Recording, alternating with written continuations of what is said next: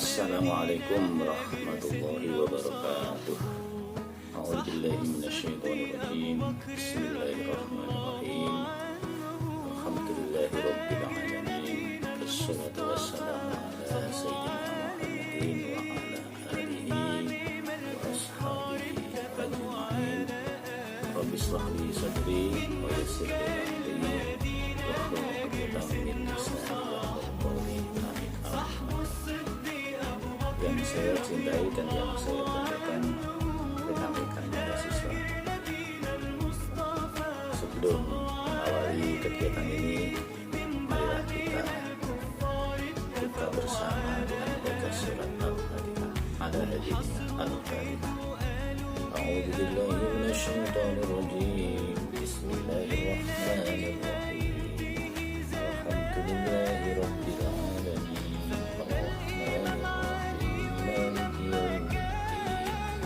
إياك نعبد وإياك نستعين الصراط المستقيم صراط الذين أنعمت عليهم غير المغضوب عليهم ولا الضالين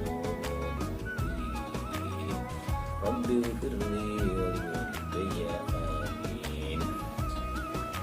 Rekan-rekan yang berbahagia, setelah kita buka bersama dengan membaca surat Al-Fatihah, mari kita niati belajar mencari ilmu, kita niati untuk ibadah, melaksanakan perintah Allah dan perintah Rasulullah. Yang pada kali ini kita akan mempelajari satu tema, yaitu tujuan pendidikan. Jadi segala sesuatu memang harus punya tujuan. Maksud kita hidup ini untuk apa, tujuan mau kemana. Itu juga pendidikan juga harus ada tujuannya. Lalu bagaimana tujuan pendidikan menurut Rasulullah, tujuan pendidikan menurut Rasulullah? Sebelum kita sampai ke persoalan tersebut, saya akan membacakan tujuan pendidikan menurut Undang-Undang Dasar 1945, di mana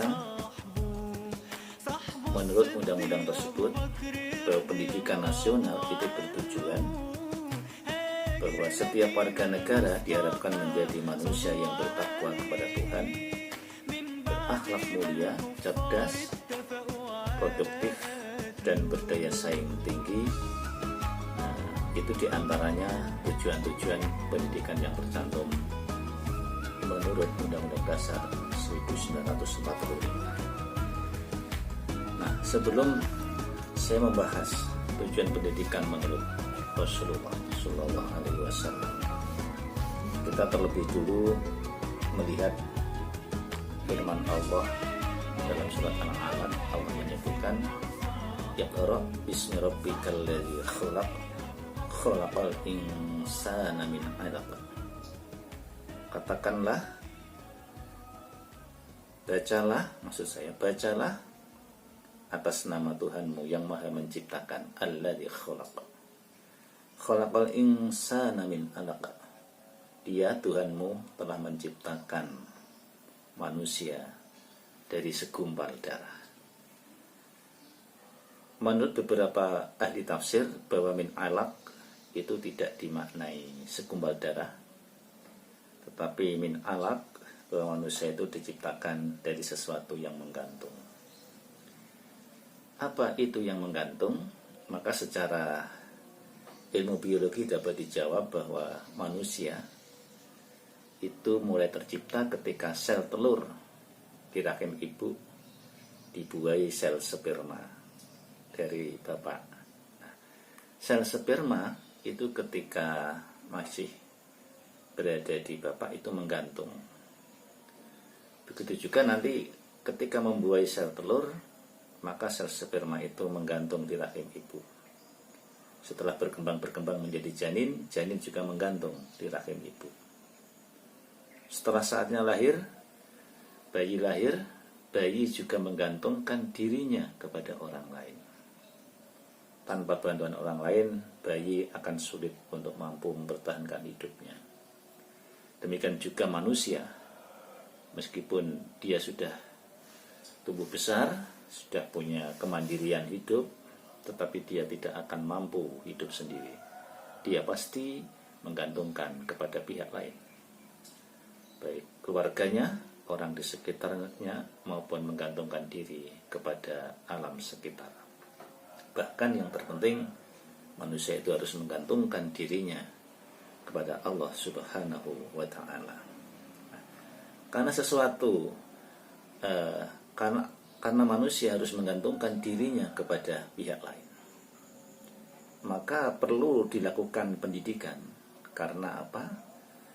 Tanpa dididik nanti manusia bisa salah dalam mencari gantungan hidupnya. Dia bisa salah mencari gantungan hidup kepada berhala. Dia bisa salah mencari gantungan hidup kepada Tuhan yang sebenarnya tidak Tuhan. Dan dia bisa salah mencari sandaran hidup yang sebenarnya tidak tepat dijadikan sandaran hidup. Karena itu sekali lagi manusia perlu pendidikan. Dalam sebuah hadis, Rasulullah juga pernah mengatakan, kullu mauludin yuladu adal fitrah, bahwa manusia itu dilahirkan dalam kondisi memiliki fitrah. Fitrah itu maknanya suci. Suci dari apa? Suci dari dosa, suci dari kemusyrikan. Atau dimaknai fitrah itu adalah potensi. Jadi manusia dilahirkan memiliki potensi yang dibawa sejak lahir. Kemudian lanjutan hadis tersebut, fa'abawahu yuhawwidanihi au yunassiranihi au yumajjisanihi, tergantung bapak ibunya yang akan menjadikan dirinya Yahudi, Nasrani atau Majusi. Rawahul Bukhari Muslim. Jadi hadis ini sahih, dan ini menjadi hadis yang berkaitan erat dengan pentingnya pendidikan pada anak-anak. Nah, dari hadis tersebut diketahui bahwa manusia itu memang bisa menjadi dewasa karena dia memiliki potensi untuk berkembang. Sehingga berkembang teori di barat bahwa pendidikan itu dipengaruhi oleh potensi bawaan. Jadi orang itu bisa cerdas, bisa pandai, bisa dewasa karena dia memang punya potensi untuk berkembang, untuk cerdas. Lalu berkembang juga teori bahwa manusia untuk jadi pinter itu harus dididik oleh lingkungannya. Bapak ibu di rumah tangga adalah contoh pendidikan lingkungan. Jadi ada teori yang mengatakan bahwa manusia itu pandai karena memang dipengaruhi lingkungannya. Nah, kemudian yang ketiga, teori menggabungkan dua potensi ini, yaitu potensi diri yang dibawa sejak lahir dan pengaruh lingkungan.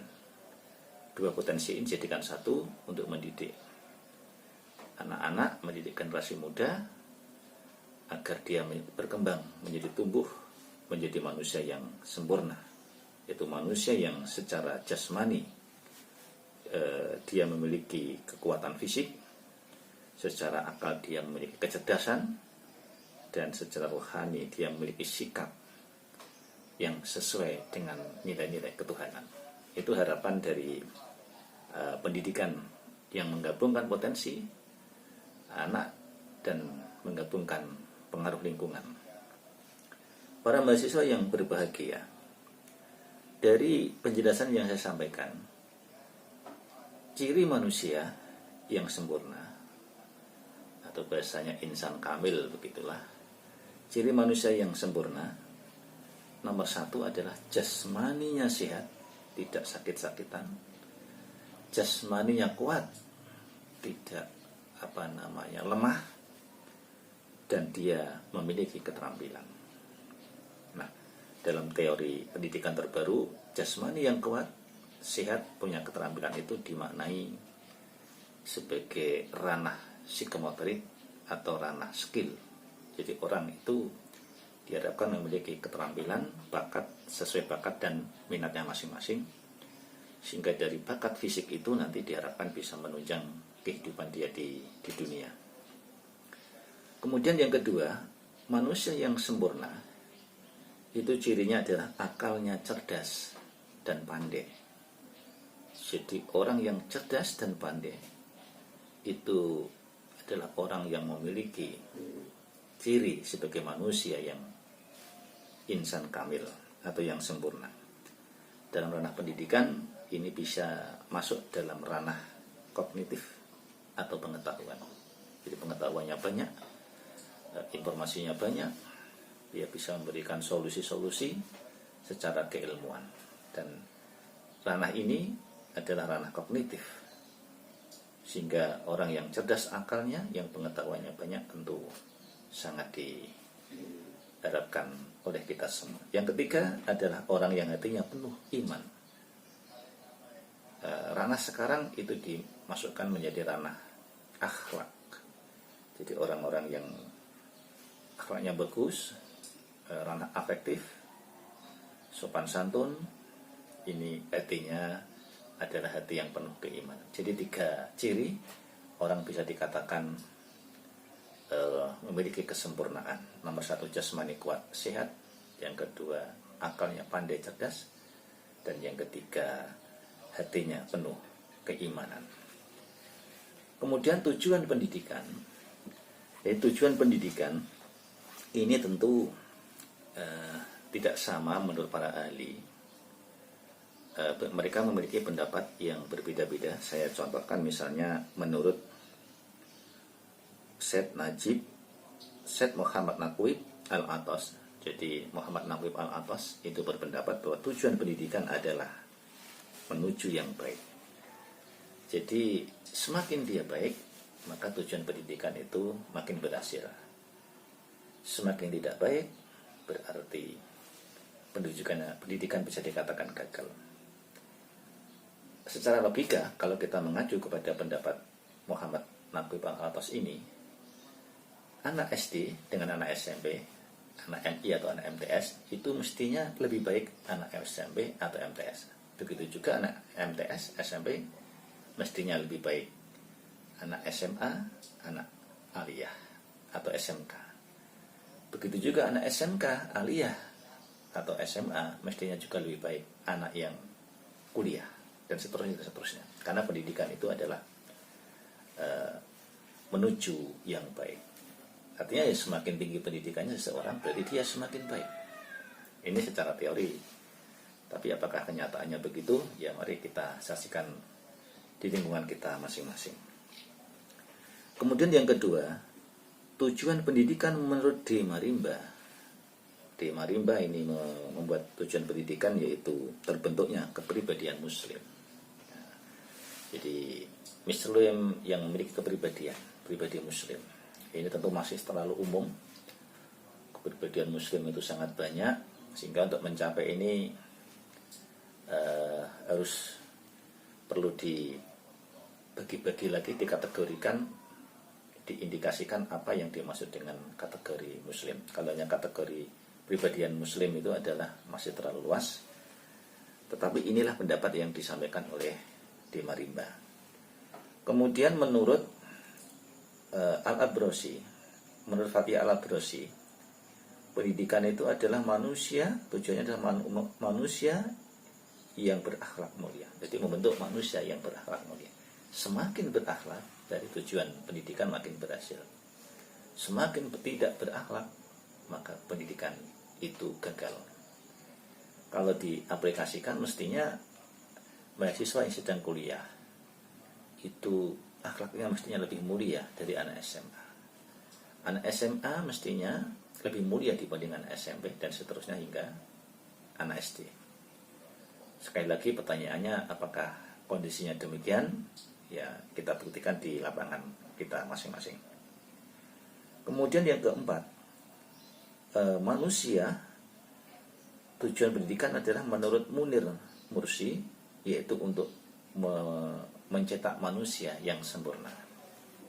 Jadi dididik biar dia menjadi manusia yang sempurna. Lalu apa manusia sempurna itu? Ya sama, masih terlalu umum ya. Masih terlalu umum tentunya. Kemudian ada pendapat yang agak agak-agak dekat dengan pemahaman yang lebih sofistik, yaitu dari Imam Ghazali, bahwa tujuan pendidikan itu adalah untuk taqarrub ilallah, yaitu untuk mendekatkan diri kepada Allah.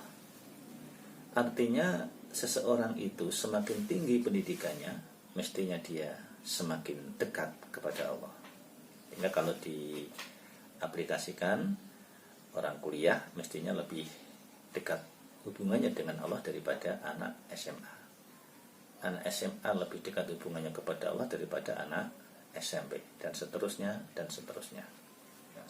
Tujuan yang kedua menurut Imam Ghazali adalah untuk kebahagiaan dunia akhirat.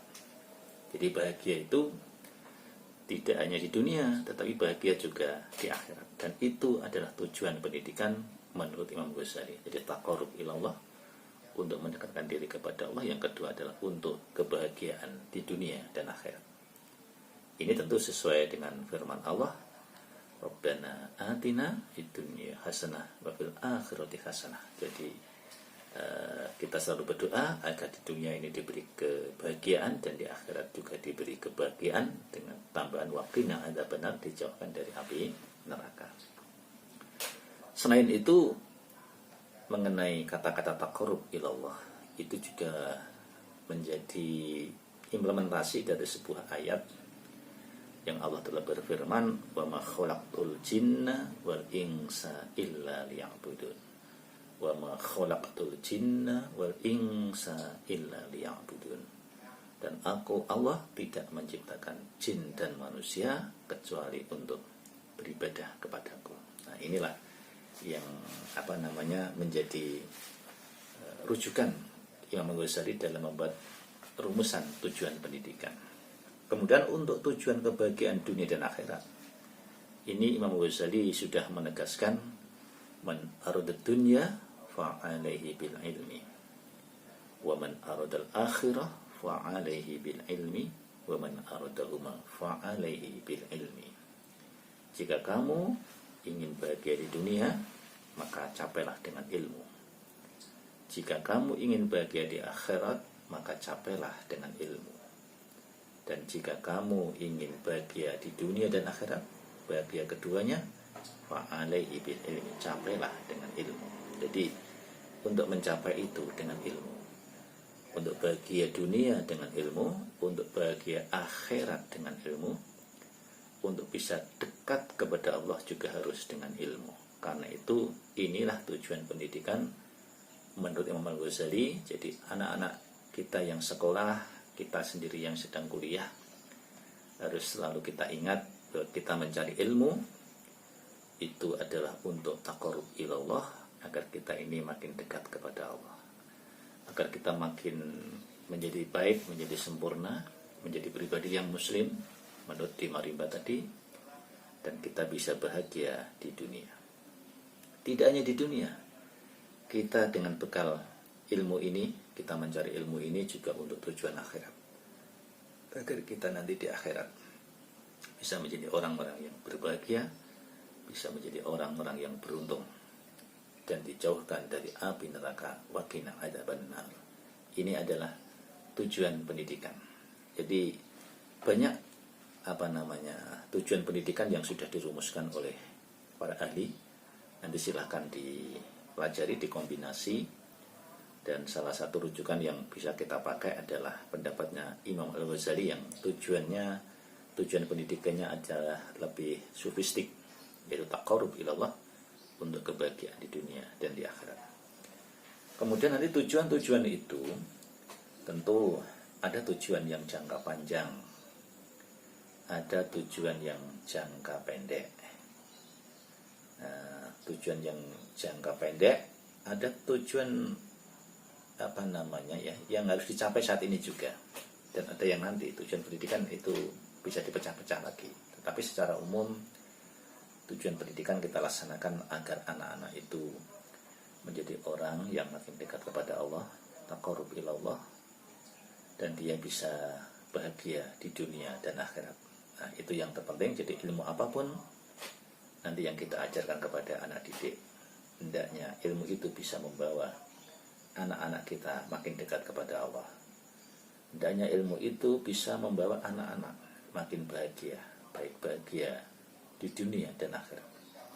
Nah, untuk sekali lagi menciptakan tujuan itu tentu tidak gampang, diperlukan berbagai sarana pendidikan, seperti perlu kurikulum. Jadi pendidikan ini harus ada kurikulumnya. Biar tujuannya tercapai, tujuan taqarrub ilallah tercapai, tujuan bahagia dunia akhirat tercapai, maka kurikulum amat menentukan. Jika materi pendidikan, konten pendidikan, teks pendidikan, ini harus betul-betul kita perhatikan. Jangan sampai kita memberikan teks materi, konten pendidikan yang membuat anak justru tidak bisa bahagia di dunia dan akhirat, tidak bisa dekat kepada Allah Subhanahu wa Ta'ala. Karena itu banyak lembaga pendidikan yang membatasi anak-anak biar dia dijauhkan dari teks konten-konten yang negatif. Seperti anak-anak di pesantren itu yang tidak diperkenankan membawa HP. Ini tujuannya biar anak tidak kemasukan konten-konten yang negatif. Jadi materi. Yang kedua, untuk tujuannya bisa tercapai diperlukan metode pengajaran. Sebagus apapun tujuan, sebagus apapun materi, kalau metode pengajarannya tidak tepat, hasilnya juga tidak bisa maksimal. Karena itu nanti pada bahasan-bahasan berikutnya kita tentu akan membahas apa itu namanya materi dan metode pendidikan. Nanti masih ada media, ada faktor guru, faktor lingkungan, dan lain-lain. Itu semua nanti kita bahas. Jadi yang pasti pada kesempatan ini kita hanya memperdalam tentang tujuan pendidikan, baik menurut undang-undang negara kita, menurut para ahli, maupun menurut para ulama yang telah merumuskan pendidikan Islam. Dan pendidikan itu tujuannya tentu didasarkan kepada ayat-ayat Allah dan hadis-hadis Rasulullah. Jadi kita hidup ini tujuan utamanya adalah wa ma khalaqul jinna wal insa illa liya'budun. Yang kedua untuk lita'arofu, saling kenal mengenal. Dan yang ketiga adalah Yang ketiga adalah untuk kita ini bisa berdiri, bisa tegak, atau bisa berperan menjadi khalifatullah fil ard, menjadi wakil Tuhan di muka bumi. Ini dasar Al-Quran. Sedangkan untuk hadis-hadis yang bisa kita gunakan untuk dasar pendidikan diantaranya adalah man arada dunya fa'alaihi bil ilmi wa man aradal akhirah fa'alaihi bil ilmi wa man aradahuma fa'alaihi bil ilmi. Itu untuk kebahagiaan. Ini tidak ada pertemuan yang kita laksanakan pada kesempatan kali ini. Untuk tugas akhir, silahkan absen dengan nama lengkap dan semester ditulis di kolom komentar YouTube saya. Berikutnya jawab pertanyaan berikut. Apa tujuan pendidikan menurut saudara dengan referensi hadis Rasulullah SAW? Sekali lagi, apa tujuan pendidikan menurut Rasulullah, atau apa tujuan pendidikan Islam dengan referensi hadis Rasulullah SAW? Jawaban ditulis minimal 50 kata, maksimal 100 kata di bawah nama saudara nanti di kolom YouTube saya. Dan yang terakhir tentu agar channel ini makin eksis, silahkan di like, di komen, dan di share, dan di subscribe bagi yang belum tentunya. Saya pikir ini pertemuan kali ini, pertemuan yang ketiga, yaitu melalui daring, karena sekali lagi kita di era pandemi masih dianjurkan oleh pemerintah untuk tidak melakukan banyak pertemuan-pertemuan yang dalam jumlah besar. Karena itu perkuliahan kali ini juga kita laksanakan dengan sistem daring. Kita tutup, kita akhiri bersama-sama dengan baca hamdalah. Alhamdulillahirabbil alamin. Ada kurang lebihnya saya mohon maaf. Wallahu muwaffiq ila aqwamit thoriq. Wassalamualaikum warahmatullahi wabarakatuh.